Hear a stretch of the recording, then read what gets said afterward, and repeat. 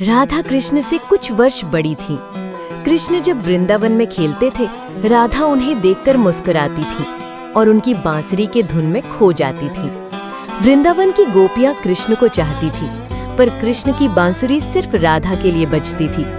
राधा और कृष्ण की प्रेम कहानी में विवाह नहीं हुआ, क्योंकि वो प्रेम इहलौकिकी नहीं बल्कि आध्यात्मिक था। वो प्रेम मिलन में नहीं बल्कि समर्पण में था।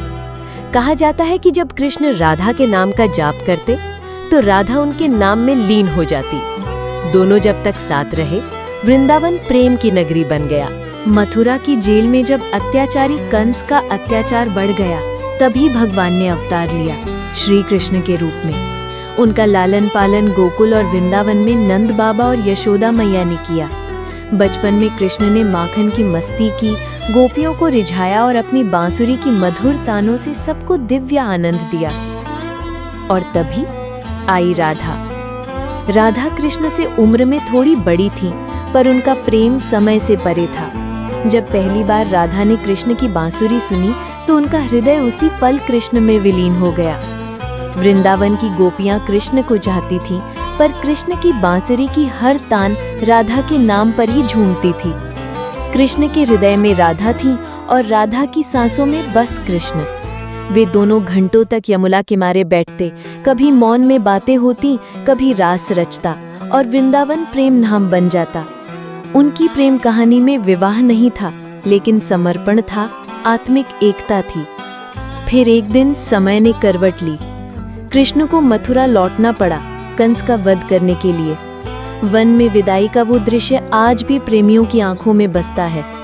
राधा बोली, कृष्ण तुम जाओ, धर्म पुकार रहा है, पर एक वचन दो कि मेरी स्मृति को कभी भूलोगे नहीं। कृष्ण ने कहा, राधे तुम यहीं वृंदावन में रहोगी, फिर भी तुम मुझसे कहीं दूर नहीं होगी। मेरा नाम तब तक पूर्ण नहीं जब तक उसके साथ तुम्हारा नाम न हो।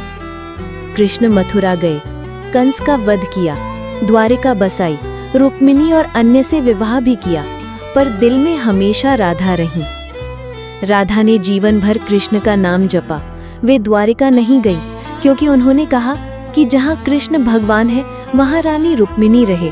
मैं वृंदावन की राधा हूँ जो सिर्फ प्रेम चाहती है, अधिकार नहीं।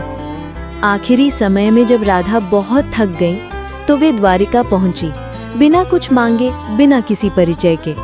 कृष्ण ने उन्हें तुरंत पहचान लिया, लेकिन राधा ने कहा कि मैं तुम्हारी रानी बनकर नहीं आई, मैं तुम्हारी अधूरी बांसुरी बनकर आई हूँ।